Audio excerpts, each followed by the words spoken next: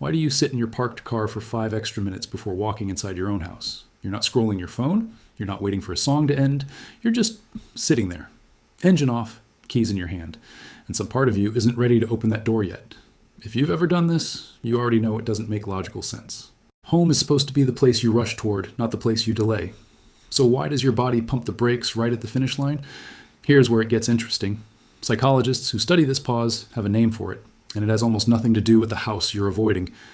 Think about what actually happens in that driveway. You've just spent 8, 9, 10 hours performing. Answering to a boss, managing a coworker's mood, smiling at a customer who was rude to you. Every single one of those interactions required a version of you that wasn't fully you.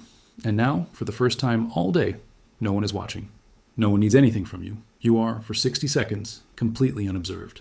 That's not procrastination. That's decompression. Your nervous system has been running in a low-grade alert state since the moment you walked into work. Cortisol elevated, muscles slightly tensed, always half monitoring how you're coming across. The car, oddly enough, becomes the only space in your entire day with zero social demand. No performance required. Just you, the silence, and the engine ticking as it cools. But that's only part of the story. Because the driveway pause isn't really about escaping work. It's about what's waiting on the other side of that door. The moment you step inside, a new role begins. Partner, parent, roommate. Someone else's needs, someone else's questions, someone else's day that now needs your attention too. And your mind, exhausted from one performance, is quietly asking for a few seconds before it has to start the next one. This is something most people completely misunderstand about themselves.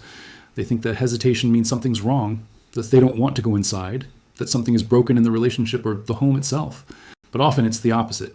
It's not that you don't want to be there. It's that you care enough about how you show up there to need a moment to actually arrive. Psychologists who study emotional regulation describe this as a transition ritual, a small, self-created buffer between two identities. Humans have always needed thresholds. Ancient rituals had them. Doorways in old folklore were treated as sacred liminal spaces, neither here nor there. Your car has quietly become a modern version of that same instinct, without you ever naming it.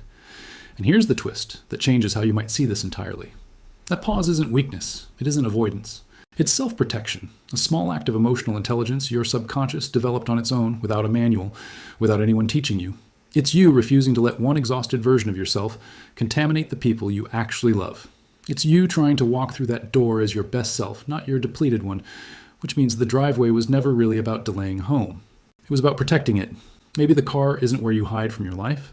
Maybe it's the quiet room where you rebuild yourself enough to actually be present for it. Maybe those 5 minutes are the most honest, unguarded 5 minutes of your entire day, the only ones with no audience at all.